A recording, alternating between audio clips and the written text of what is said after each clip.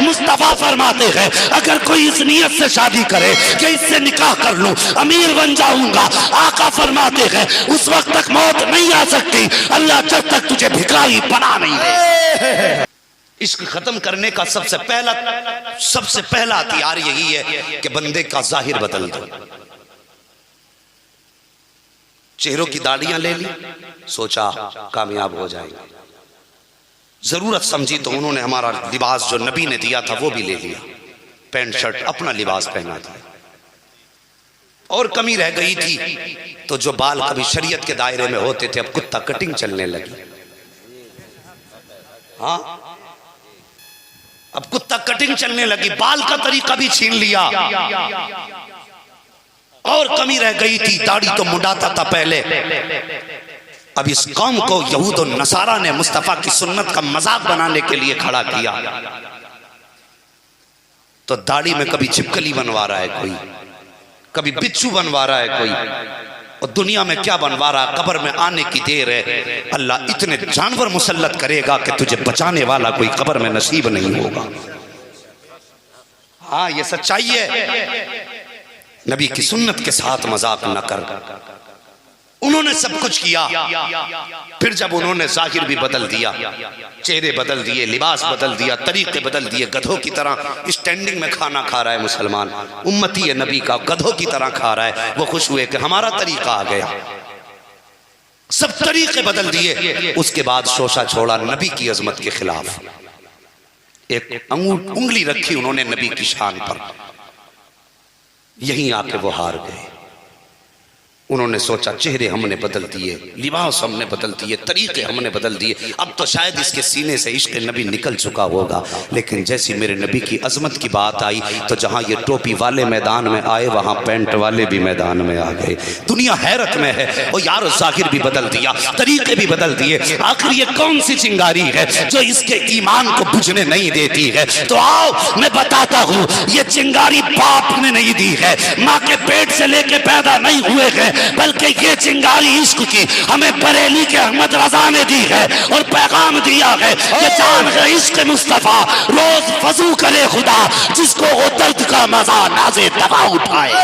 अल्लाह सलामत रखे जवानों, जिंदा रहो, नबी के हो के जिंदा रहो, मुस्तफा के हो के देखो। खुदा की कसम दिन भी बदल जाएंगे, रात भी बदल जाएगी।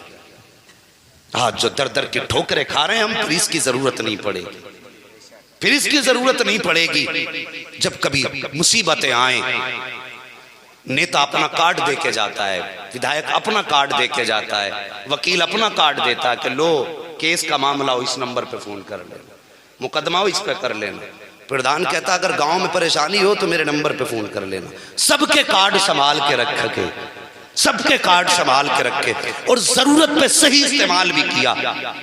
लेकिन वो कार्ड भूल गए जो मेरा मदीने वाला मुस्तफा दे के गया था।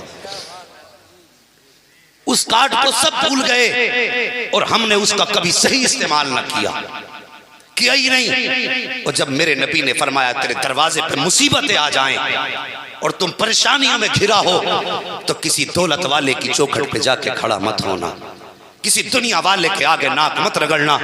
मैं तुझे 2 रकात नमाज हाजत दे के जा रहा हूँ, और मस्जिद में आना, मुसल्ला बिछाना, 2 रकात पढ़ना और सजदे में सर रख के कहना या अल्लाह मैं परेशान हूँ, मेरी परेशानियों को दूर फरमा। मुस्तफा फरमाते हैं ये ऐसा काट दे के जा रहा हूँ कि तू मस्जिद से घर वापस बाद में आएगा, खुदा तेरी जरूरतों को पहले पूरा फरमा दे। उनसे रिश्ते तोड़ने के बाद जलील हो रहे हैं हम। आज भी वक्त जवानों, और तुमसे गुजारिश है, बूढ़ों तुमसे भी गुजारिश है, जिनके सफ़ेद बाल हैं उनसे भी गुजारिश है, जिनकी दाढ़ियाँ निकल रही हैं उनसे भी गुजारिश है। हाँ, मुसीबत अगर आया करे अल्लाह के घर की तरफ रुख कर लिया करो। खुदा की कसम वो ऐसा देने वाला है, ऐसा देने वाला है। आज भी आवाज़ आती है हम तो माइल बकरम हैं, कोई साइल ही नहीं, राह दिखलाएं किसे रह रवे मंजिल ही नहीं। जरा सी दिक्कतें क्या आ गई, लोगों ने पेशा बना लिया, रोना शुरू कर दिया, रोना शुरू कर दिया। ये नहीं हो रहा है, वो नहीं हो रहा है, वो कुछ भिखारी चले, इंटरनेशनल भिखारी। हाँ, आदमी अगर ये कहे भाई अल्लाह के नाम पे 10 रुपए दे दे तो शर्म लगेगी ना, लगेगी ना शर्म। ऐसे कहते हुए अल्लाह के नाम पे दे, तो नाम बदल के मांग रहे हैं लोग, कहते हैं भाई जहेज के नाम पे एक गाड़ी दे दे, एक बेड दे दे, एक कुर्सी दे दे, एक संदूक दे दे। ये उलमा बैठे, इनसे पूछो निकाह करना उसी के लिए जायज है जो औरत के बीवी के पहनने के कपड़े, रहने का मकान, खाने के बर्तन, सोने के बिस्तर का इंतजाम कर सके। और बेगैरत पूरी जिंदगी तूने सोफा इसलिए नहीं खरीदा कि वो अपने बाप के घर से लेके आए। हाँ, और बेड 18 साल नहीं 28 का हो गया बेटा। बेड तो क्या चारपाई न खरीद सका कि जहेज में मिलने वाली है। निकाह से पहले तेरी जिम्मेदारी थी कि तुझे बिस्तर का इंतजाम करना था। निकाह से पहले तेरी जिम्मेदारी थी कि खाने के लिए बर्तनों का इंतजाम होता, लेटने के लिए बिस्तर का इंतजाम होता, पहनने के लिए कपड़ों का इंतजाम होता। और तू इतना बड़ा भिखारी निकला, एक बिस्तर की बात तो छोड़ो, एक प्याली अपने घर की न दे सका खाने के लिए। जब से तेरे घर में आई है अपने बाप के दिए बर्तन में खा रही है, जब से तेरे घर में आई है अपने बाप के दिए बिस्तर पे लेट रही है, जब से तेरे घर में आई है अपने बाप के दिए कपड़े पहन रही है। उसके बाद भी तू ताने दिया करता है कि तेरे बाप ने दिया क्या था, तेरे ख्वाब बड़े ऊंचे थे, उसकी जमीन बिकवा के अमीर बनना तू चाहता था, उसके कुर्ते बेच करके जहेज लेना चाहता था। तो सोच, मुस्तफा फरमाते हैं अगर कोई इस नियत से शादी करे कि इससे निकाह कर लूं, अमीर बन जाऊंगा, आका फरमाते हैं उस वक्त तक मौत नहीं आ सकती अल्लाह जब तक तुझे भिखारी बना नहीं दे। तेरे बाप ने कह दिया बेटे मैंने तेरी खाला की बेटी के साथ रिश्ते का फैसला किया है, बता तेरी क्या राय है। इतना सुनते ही पेट में आग लग जाती है जवान के। कहता नहीं जी तुम्हारी मर्जी से शादी नहीं करनी है, अपनी मर्जी से शादी करूंगा। और जालिम तुझे कहते हुए शर्म नहीं आई? बाप है जिसका एक ख्वाब जिंदगी में होता है कि बेटे को दूल्हा अपनी मर्जी से बनता देखूंगा, अपने घर की बहू अपनी मर्जी से तलाश के लाऊंगा। और सारी जिंदगी तुझे कमा के खिलाता रहा, कभी तुझसे उसने कुछ नहीं मांगा, तुझे बचपन से जवान कर दिया, कभी कोई सवाल न किया। आज जब पहला हक मांगने की बारी आई है तो तूने अपनी मर्जी जता दी और तुझे हया तक नहीं आई। जरा याद तो कर ये बाप कौन है जो दोपहर में धूप में लोगों के धक्के खाता रहा ताकि तेरी जिंदगी बेहतर हो जाए, मजदूरियां करके गालियां सुन करके पैसा कमा के लाता रहा ताकि तेरी जिंदगी बेहतर हो जाए। सारी जिंदगी तेरे नाम कर दी उसने ताकि तेरी जिंदगी बेहतर हो जाए। आज जब तू जवान हुआ है तो ये कह के डांट दिया करता है कि नहीं जी अपनी मर्जी से निकाह करूंगा, और तुम खलेरी बहन से बात करते हो, फला की बात करते हो, वो मेरी बराबरी की कब है, उसके पास है क्या, उसकी औकात क्या है। मैं कहता हूं आज तू करोड़ों का जहेज ले ले, दुनिया तुझे सलाम कर सकती है। तेरे जहेज के चर्चे 4 दिन हो जाएंगे, लोग कहेंगे फला के बेटे को इतनी दौलत मिली है, उसके बेटे को इतना मिला है। लेकिन ये कब तक, जब तक तू जमीन के ऊपर रहेगा। एक दिन तुझे कब्र में भी आना है, मर के खुदा की बारगाह में मुंह दिखाना है, मुस्तफा का भी सामना करना है। तो सुन, दुनिया की चमक का ख्याल ना कर, लोगों की तारीफ का ख्याल ना कर। तुझे जन्नत जाने का सस्ता रास्ता बताता हूं। अगर नबी की उम्मत में कोई गरीब बेटी बाप की गुर्बत की वजह से अपनी दहलीज पर बैठी है और खुदा ने तुझे कमाने के लायक बनाया है तो अपना पैगाम भेज दे और गरीब की बेटी को ला करके उसकी दिल आजारी होने से बचा ले। खुदा की कसम, जब गरीब की बेटी तेरे घर में आके मुस्कुराएगी तो सिर्फ बेटी नहीं मुस्कुराएगी, उसके साथ खुदा की रहमतें मुस्कुराना शुरू कर दे। जीबें चल रही हैं, बात बात में कुछ ना मिला तो दे तलाक, दे तलाक, दे तलाक, दे तलाक। ठिकाने थोड़े ही है, मैगजीन की मैगजीनें खाली हो रही हैं। उलमा से पूछो, रात दिन खून पे सर में दर्द हो जाता। हजरत मैंने तो 2 ही दी थी। 2 ही दी थी? कैसे दी थी? का 2 बार कह दी थी, तीसरी बार आधी के बाया तो हाथ रख दिया था मुंह पे। इनके मुंह पे हाथ बड़ी जल्दी आ जाते हैं तीसरी बार में। इन झूठों को पहली बार में कोई हाथ रखने वाला नहीं होता, तीसरी बार में जाके हाथ आता मुंह पे। या तो ये कहता मुझे याद ही नहीं रही, ये कहता मुझे तो ऐसी ही याद है। वो मेहरबानी कर, बीवियां खिलौने नहीं है, ये किसी की बेटी है। आज तू चाहता ना अल्लाह तेरी बेटी को इज्जत दे,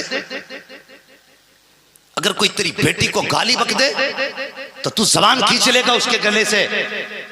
और तू अगर किसी की बेटी के ऊपर लाठी डंडे चलाए तो सोच उस बाप के जिगर पे क्या गुजरेगी। तमाशा बना दिया जिंदगी का, ये इस्लाम है। और साकिब बेटियों की इज्जत किया करो। आज तुम किसी की बेटी की इज्जत करोगे, अल्लाह कल तुम्हारी बेटियों को इज्जत अता फरमाएगा।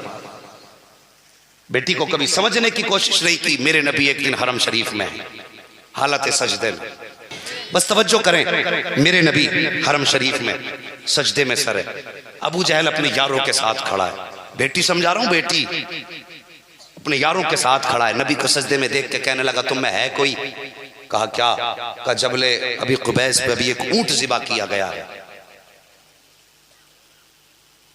कोई है जो उसकी ओझड़ी उठा के लाके इसके ऊपर डाल दे? माज़अल्लाह मेरे नबी के बारे में कहा।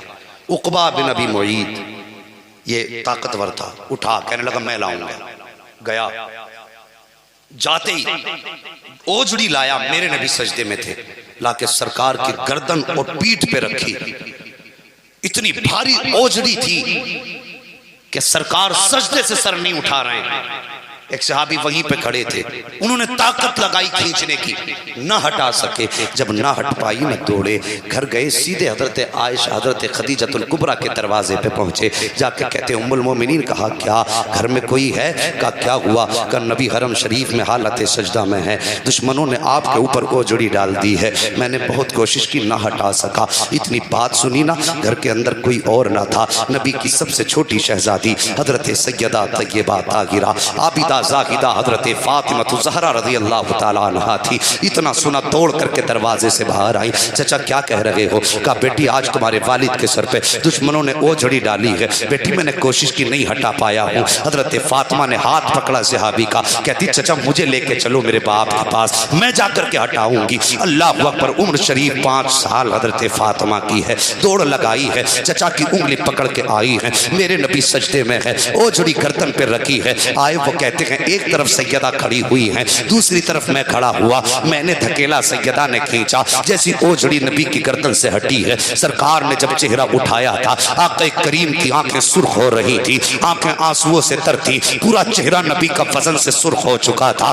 जैसी सैयदा ने बाप का चेहरा देखा है, बाप की गोद में बैठ जाती है, रोना शुरू कर देती है। कभी बाप का माथा चूम रही है, रो रही है, पेशानी चूम रही है, रो रही है, आंखें चूम रही है, रो रही है। मेरे नबी ने बेटी को रोते हुए देखा। और साहिब बाप बेटी का रिश्ता भी अजीब होता है, बेटियां बहुत ज्यादा खुश होती हैं तब भी बाप रो दिया करता है, बेटियां गम में हुआ करती हैं तब भी बाप रो दिया करता है। मेरे नबी ने बेटी को रोते देखा, नबुव्वत वाली आंखें बरसने लग जाती हैं, जैसी सरकार रोए हैं। बेटी ने अब मुस्तफा को रोते देखा है, फौरन बाप की गोद से अलग हुई है, दौड़ लगाई है, सीधी गई है काबा शरीफ के पास, और जाने के बाद उसके खिलाफ को पकड़ा और सीने से लगा के कहती है ए मेरे परवरदिगार, जिन्होंने मेरे बाप के साथ ये किया है, या अल्लाह उन सबको हलाक कर दे। इतना सैयदा का कहना था। नबी अपनी जगह से जल्दी से उठ के दौड़ करके आए। अगली बात सैयदा कह पाती, नबी ने अपना हाथ बेटी के मुंह पे रख के कहा फातिमा कुछ कह मत देना, फातिमा कुछ कह मत देना। लेकिन नबी ने हाथ बाद में रखा था। एक जुमला सैयदा कह चुकी थी, या अल्लाह जिन्होंने मेरे बाप के साथ ये किया है उनको दुनिया से गारत फरमा दे। खुदा की कसम इस जुमले का निकलना था, आसमान इजाबत में पहुंचा, रब की रहमतों ने इस्तकबाल किया। मसीयत कह रही थी फातिमा वक्त आने दे, इसका नतीजा दिया जाएगा। खुदा की कसम बद्र का मैदान सजा, दुनिया ने देखा, सैयदा की दुआ कबूल हुई। जितने लोग नबी पे ओझड़ी डालने में शामिल थे, सब के सब बद्र के मैदान में किसी का दर तड़प रहा था, किसी का सर तड़प रहा था।